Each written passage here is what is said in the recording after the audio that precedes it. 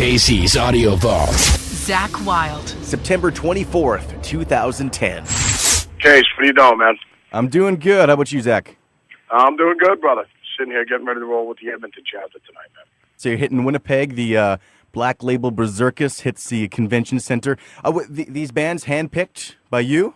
Yeah, well, the whole thing is with how it came about with Alexi. We were doing a Guitar World cover. It was me, Alexi, and Steve Vai.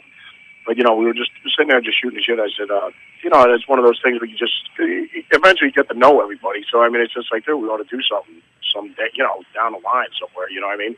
So it's just like, between everybody always either touring or making records or whatever the hell, hanging out down at the gay brothel or whatever the hell anybody's doing. It's just like, it's just a matter of trying to get everybody together at one time, it's just, it's like a family reunion, it's just like, dude, everybody's doing something. So, it all kind of worked out. And then, the Clutch guys, I've seen them years ago, and they're an ass-kicking band. So, it's just, it happened to work out, so we were able to get everybody. And then, Two Saint guys, it's a up-and-coming band.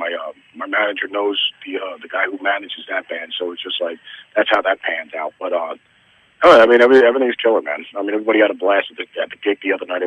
Everyone was just like on the tweeting thing, everyone was just tweeting saying, dude, we had an ass-kicking time. The cool thing is everybody digs all the other bands, It's not like you just come to see Black Label, Are you going to try and make this an annual tour? Yeah, without a doubt. Totally. This is the first installment of the Berserkers. Last year we did the Black Label Bash with Seven Dust, because they're good friends of ours and everything like that. So, just the whole thing is that the goal is obviously to make this thing bigger and bigger and bigger. And I got ideas of expanding on the thing and everything like that. So it's more than just a concert; it's an event. You know what I mean? With the 8th BLS studio album out, how do you go about deciding what songs you want to play each night? You want to put a little bit of everything in everywhere because, we'll just go on the Black Label, we'll just ask the rest of the Black Label community, we'll just go, well, what do you guys want to hear? And it's amazing with the set list that everybody else will come up with. And then, we'll kind of like divvy and pick, try and get everything in there. I just laugh, every time when the Stones go out on tour. I've seen this one thing. They had a chalkboard of like all the songs, the possibilities. Dude, their career started at 62, man. It's just like how they come up with a set list or a greatest hits album. I have no idea. How do you pick these songs? You know what I mean? But I guess it's not a bad problem to have if you're the Stones. But the whole thing is just always say you got to. You want to put something on for a little bit from each record, you know what I mean? But no, the set we got right now is pretty slamming out there. We're pretty much covering everything. Do people yell Aussie songs at you? No, we've never had the people yelling to hear "Mama, I'm coming home" or the catalog of stuff I did with the boss. You know what I mean? Was Ozzy a pretty good boss? Ozzy was the best, man, and so is Mom. You know what I mean? So I love them both. I love them like my parents, man. They're the greatest, man. And I guess working with him for so many years, you're able to take home some good money and let you do some stuff on the other side. What do you got going on the side? Like a hot sauce, beef jerky? Oh yeah, we got the hot sauce, the beef jerky. We got coffee right now in the works, and then we also got beer. We're getting ready to launch all that stuff. So then I'm in talks right now doing Doom Crew pubs and stuff like that. Venture with that. So it's almost got a sports bar with entertainment and stuff like that. And then between that, I got 2 books going on right now. I'm working on this coffee table book, which is freaking hysterical. Bringing metal to the children. It's just the whole piss take of the whole friggin' music business. It's just hysterical. The game is rolling around in this book, and then you got it's a coffee table book. You can pick this thing up in the middle of the book and start reading, just cracking up. But then I'm also working on the Black Label Guitar Bible. So I'm just piecing that thing together. That's gonna be definitely a lengthy project on that one because I'm putting everything in this book. So with a DVD and everything like that. But I got that going on. And we're talking about doing a movie and stuff like that. This hysterical friggin' movie. I had this idea for a while, so it's just a matter of now when we probably get off the tour and everything. It's just a matter of fitting everything in. Taking 80 pounds of crap, squeezing it into a 2-pound leaking bag. You know what I mean? But it's not a bad thing to have. Put it this way. At the end of the day, you're always going. Me and you just sitting there going, dude, there's not enough hours in the day. Because you write for the magazine or whatever. You got aside of this interview, you got like 50 other ones to do, and then you got to get it all printed by yesterday. You know what I mean? Are you building your own corporation? Well, yeah, eventually. The whole thing is, the greatest thing is like with the Grateful Dead. I had a buddy who was, actually toured with him for like 28 years. He was part of the whole community. But I mean, no, they had stock, dental, and medical, the whole 9 yards going on with the Dead. I mean, that's the way you do it, man. Well, your fans are kind of like a gang, a family. You could be selling shares in Exactly. Black Label Incorporated. No, without a doubt. I mean, that's the plan, man. No, without a doubt. Because I mean, like I said, Black Label, we don't have fans; it's fams. It's one. It's like the Green Bay Packers. They own the team. You know what I mean? Do you have early predictions for NFL? Are you Packers guy?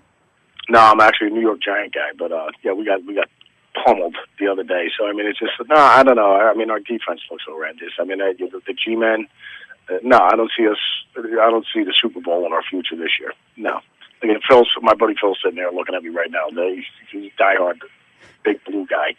Dude, I just got news for you. There's no Santa Claus and there is no Easter Bunny. Okay, just let him down lightly. No, I don't know. I think. Well, everyone thought Minnesota was going to be looking good too, and they're already going too. I mean, I figured it would be the same thing as last year. Usual cast of characters because nobody really went anywhere. But look at Dallas is 0-2. I mean, they were.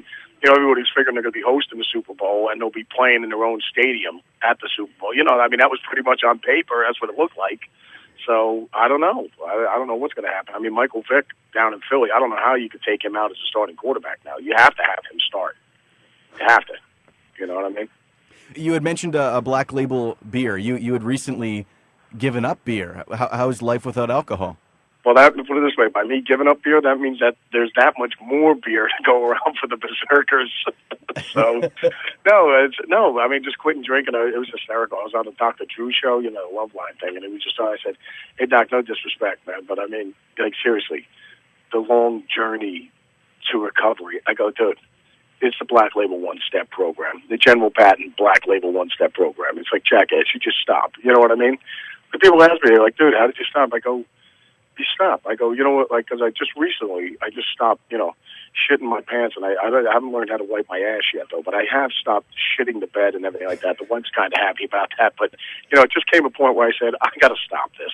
I got to stop this.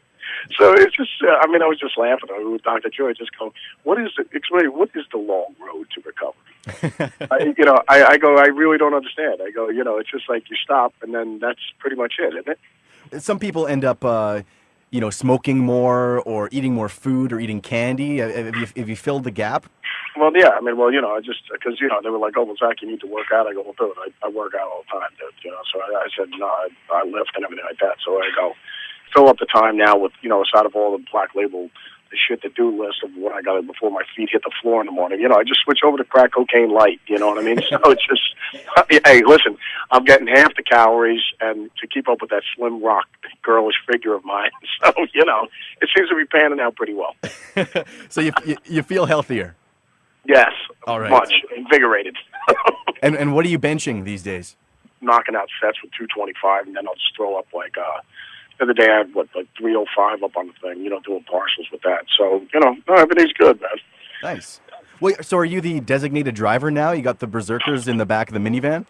Yeah, so that's why, that's the running joke. Everybody goes, oh, man, your friends must be, all the boys must be supportive, man, and this and that, when you go. I go, yeah, no, they're very supportive. They're just like, Zakk, it's a shame, man. We lost a drinking buddy, but we gained a designated driver. Hey, jackass, go pick us up at McSorley's in a little bit.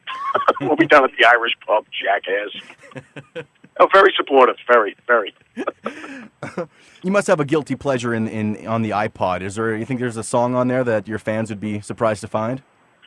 I don't know. I'm trying to think. I pretty much listen to everything. I'm a little guy on my iPod with pop music, I guess. Well, when I'm home, because I got satellite radio, I listen to the new wave station at the time, like all the '80s stuff that you hear on there, like Psychedelic Furs and everything's on there. The Plimsolls, who else? All the big bands from then. Squeeze, so play everything on that thing. Just to get away. And, I still got Octane on there and all the heavy metal stations and everything like that. But I just listen to everything now, man. Whether it's jazz or anything like that, I'll just listen to metal all day long. What's your Justin Bieber connection? Dan Cantor, the guitar player, has a Zakk Wylde guitar. So that's... Because I remember he was playing on Saturday, they were doing Saturday Night Live with him. I remember getting all these tweets from him where they go, dude, this is sacrilege. The guy's playing a Zakk Wylde guitar, yada, yada, yada. I mean, it's hysterical. So ever since then, we struck up a relationship with Dan. And I go, it's just the friggin' most hysterical thing. They go, somebody put up a picture of, there's me and Dan, like, in the same pose. And they go, look at these guys really like this Bullseye guitar. Yeah, everybody's going to go, man, all the Justin Bieber fans are going to be like, all 20 gazillion of them are just going to be like, wow, that's so cool that, that guy with the beard over there, that guy with the vest on and everything, he plays one of those Dan Cantor guitars. He must be a huge fan. I think it's great. I mean, I think our Twitter Nation thing, it went from having 30,000 Twitters to up to 20 million now. Now that Dan Cantor got all the Justin Bieber fans over on Black Label. Yeah, you can pull the teeny boppers to the dark side. Yeah, exactly, man. So it's all a win-win. So it ain't no big deal, man. No, I mean, God bless him. I mean, it's amazing. 16 years old, Justin Bieber. We were just laughing like me and you managed him. He could get married twice and divorced, be on his third marriage, and then have a drug and alcohol problem, and be on the comeback tour by the time he's 20 years old. Well, Zakk, I appreciate you phoning into the show today, but before we let you go, you donated one of your Bullseye Epiphone Les Paul guitars, and we were finding qualifiers to win this thing. I was hoping that you could do the honors for us. Hey, everybody, what's going on? This is Zakk Wylde from Black Label Society, and we're giving away one of the Bullseye Epiphones, and the lucky winner, come on down and get your Epi. Matt Dupree. Matt, you won, brother. Congratulations, man. All right, Zakk. Well, we'll see you on Tuesday night for the Black Label Berserkers. Thanks so much again. All right, man. Tell the Winnipeg chapter to keep bleeding black. We'll see you in a little bit, brother. Okay. Bye, Case. All the interviews you want on iTunes and at Power97.com. Casey's Audio Vault. Casey Norman is Power 97's music director and can be heard every weekday from 2 till 6 in Winnipeg, Manitoba, Canada. Power 97 is Winnipeg's best rock.